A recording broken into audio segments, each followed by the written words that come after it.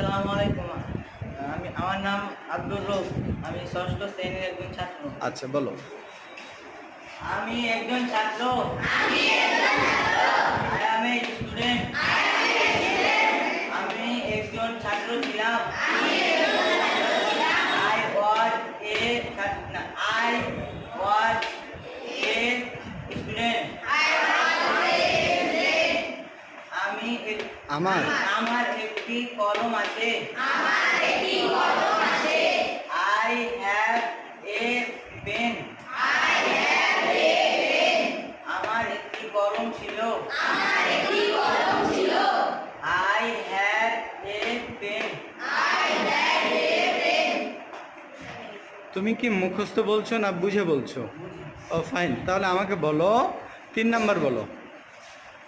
আমার একটি কলম আছে। I have a pen. আচ্ছা 2 নাম্বার বলো। আমি একজন ছাত্র ছিলাম। I was a